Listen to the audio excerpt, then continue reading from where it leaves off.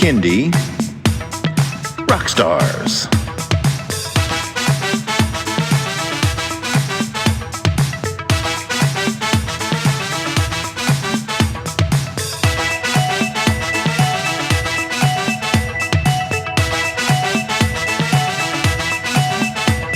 Prepare for a treat, let's meet and greet some bands and singers that are super sweet, making music that's fun for boys and girls.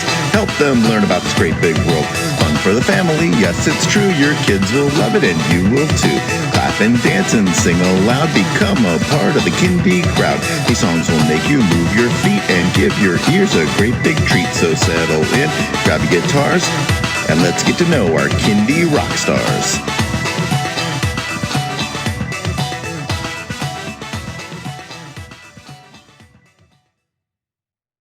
Hello everyone, and welcome to Kindie Rockstars. This is the show that gives you the stories behind the songs from some of the best bands and singers that are making fun, informative, educational, catchy, and occasionally silly songs for children and families. I'm your host, Patrick Adams, and each episode of Kindie Rockstars will feature an artist and a featured song. So let's get to this week's show.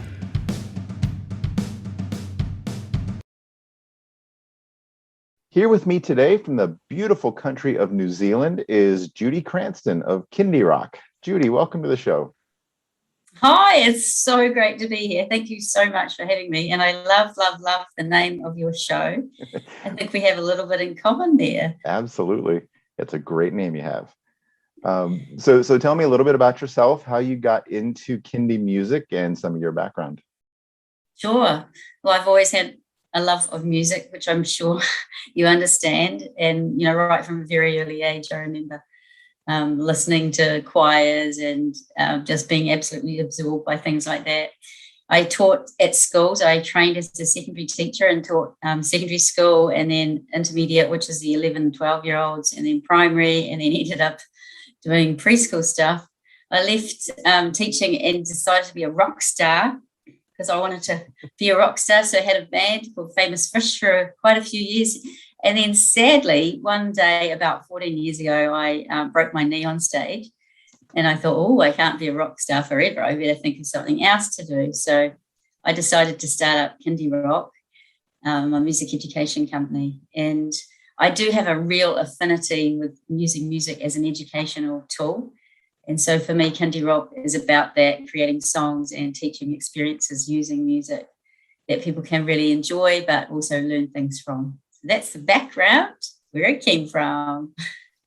Very good. Yeah, so tell me a little bit more about your company. So how many different ways does it use music to teach and educate? And do you get out there and perform under that name?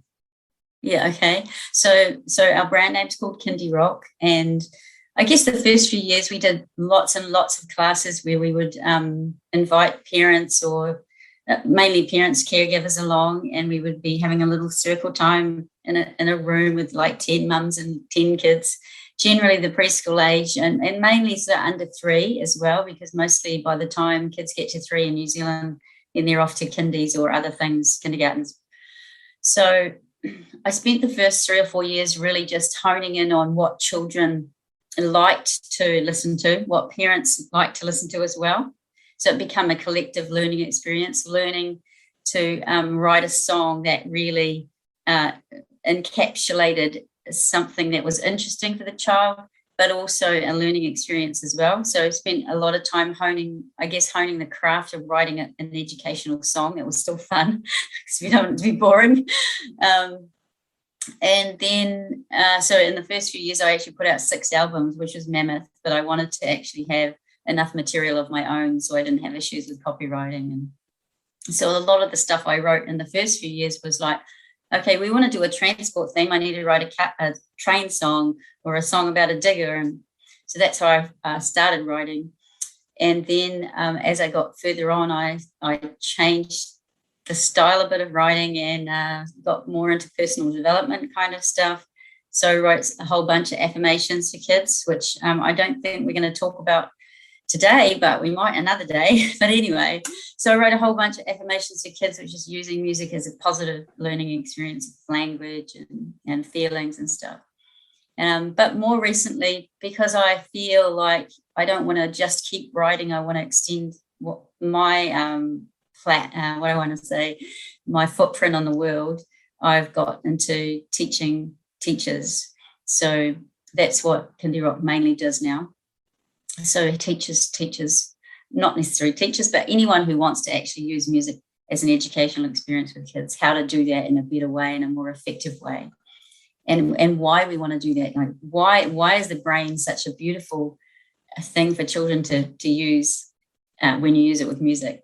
You know, why does it all work together? And so you use a bit of neuroscience, a little bit of developmental science, like what sort of ages and stages are children at different, you know, what are they learning? What's the difference between a baby's song and a 5-year-old song? And yeah, and so now that's what I'm doing now. I'm developing training courses for teachers to go to, and so I guess we've done a bit of the full spectrum, and now that I'm getting a little older, I don't have to jump around quite so much. So do you have a specific age range that your music is targeted for? I know you mentioned 0 to 5-year-olds, but is that the main group? Yeah, pretty much. I mean, Kindie in the New Zealand sense is preschool music, which is 0 to 5. A lot of, well, I won't say a lot, but the music I've written in the last sort of 3 or 4 years has been more for the 4 to 8-year-olds, but that's just a smaller bracket. But most of my stuff, anything under the kindyRock brand, is the 0 to 5. Very good. So kind of what inspires you? Because in some of the people I've talked to, is like anything can inspire a song, but what things typically get you to think, oh, that would be a great song? Yeah. Well, I'm really interested in the written and the spoken word. So, you know, sometimes people will just write something on Facebook and immediately I go, oh, that's a song. And it's like my brain just goes tick, tick, tick, tick, tick, tick, tick. Yeah. And I've also been, you know, as I've developed my resources, I've been, you know, given jobs to do, like, we want songs about beanbags. So sometimes it's been very prescriptive in my writing. But other times, like, I'm just looking out my window at a purple bucket and I'm thinking, you know, I can just easily make a song about purple buckets or something to do with rhythm around buckets. So I think my brain's just kind of wired for music and creating it. Yeah, I can totally understand. Yeah, I bet you can. So how did you weather the pandemic down in New Zealand? What was the scene like? What did you do to kind of get through it musically? Well, it's interesting because for us in New Zealand, it hit the middle of March, and the end of March, I was due to go to the UK and do some training there in Australia. So it completely chopped me off at the knees. I wasn't doing a lot of kindergarten work, but I was doing more of the training stuff. So I was really lucky to be given a grant by Creative New Zealand, and I created an app for kindyRock. So basically it was replacing the fact that children couldn't go to their classes, you know, they couldn't go to their libraries or their daycares or the kindergartens anymore for music. So I created a whole lot of little videos and I stitched together a whole lot of songs. So I made little music times. And because I'm so, I don't want to say the word paranoid, but I feel a little bit like that. I'm really adamant that we should be creating music that's related to where the child's at. So within the app, I have got 4 age groups. So each age group, which is the babies, the toddlers, the preschoolers, and the older children. So older children's like 5 to 6-year-olds. So each different age group has their own specific little lessons and things. So that's what I was busy doing all last year.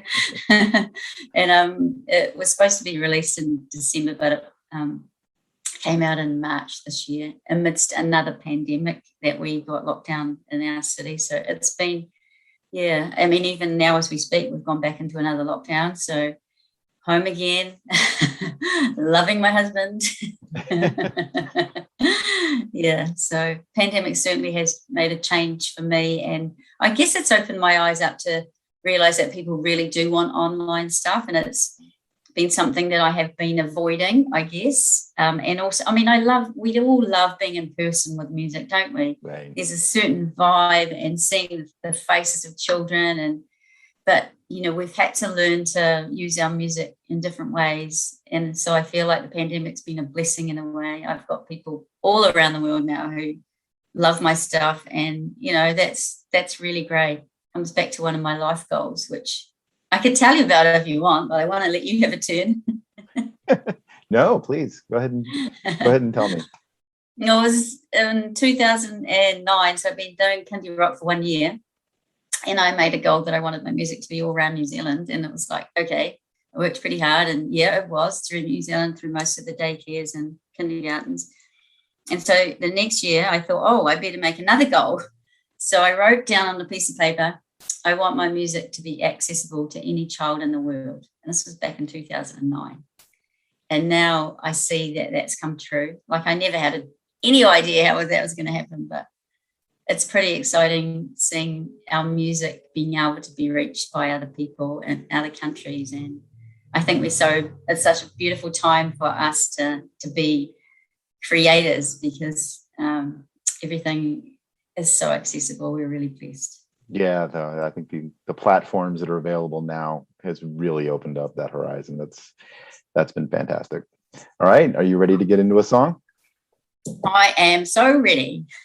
All right. This episode's song is called Play It Right. So Judi, tell me, what was the inspiration behind Play It Right? Well, I really think that we should be using instruments with our kids, and the little things, the little shakers or the castanets or the bells. And so I really think every day that we do a music session, we need to be picking up our instruments. So within an instrument song, obviously we're developing fine motor skills, but also the kinds of things like playing fast and soft and slow and loud. And so I wanted to include those in the song. And I also wanted to leave little gaps. I don't know, once you listen to the song, you hear the little gaps where the teacher can say, this is what's coming next, so we can prime our children so they know what's coming next. And then at the end, it's got a little bit of a fun thing as well, just to trick everyone, which you'll be able to hear when you have listened to. So get those instruments out with your kids and have fun with your shakers. Yeah, no, I listened to this song and I kind of liked how subtle you were with the differences when you say play it soft, play it loud. That was really good. All right, well, let's play the song. Here is Play It Right.